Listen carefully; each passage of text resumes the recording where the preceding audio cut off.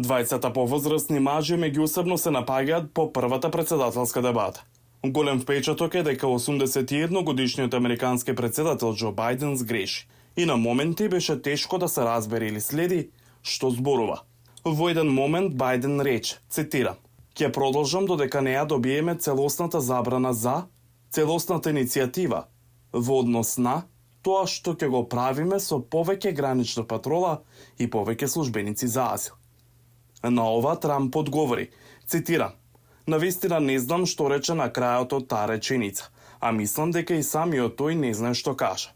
Сега американскиот конгресмен од Тексас Лојд Догет е првиот демократ кој јавно изјави дека Бајден треба да се повлече од председателската трка.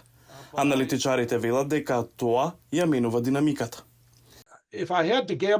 Ако треба да се коцкам, би кажал дека шансите се пола-пола за тоа дали Бајден ќе се најде на гласачкото ливче. Но не ако председателот има врска со тоа. Тој признава дека старее, но укажува на лажните дебатни тврдења на неговиот против кандидат. Не зборувам глатко како порано. Не дебатирам како порано, но го знам тоа што го знам. Знам како да ја кажам вистината.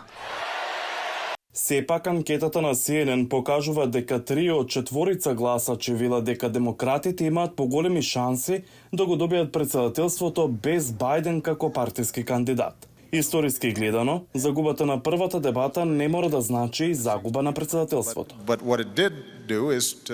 Во 2012 година аналитичарите велат дека тогашниот председател Барак Обама имал слаб настап на дебатата, но потоа тој победи на реизборот. Лоша прва дебата имаше Обама, тој едноставно не беше толку подготвен, но на следната дебата тој одлично се снајде. Во друг лош настап на дебата, Плаќа за да плати, и плата, или плаќа и пензија.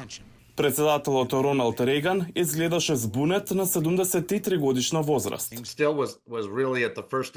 Сепак тој навистина беше на првата дебата, мислеше дека не се представи добро за неговата возраст и втората дебата беше добра. Значи постои краткорочна стратегија за заекнување на базата и подолгорочна стратегија за навистина да покаже дека ова е отстапување и дека тој е способен да действува поенергично и попредседателски. Во меѓувреме, Доналд Трамп се фокусира на исходот од дебатата. Џо Бајден ја помина цела недела во Кемп Дејвид. Одмараше, работеше и учеше. Учеше многу напорно. Учеше толку напорно што не знаеше што прави.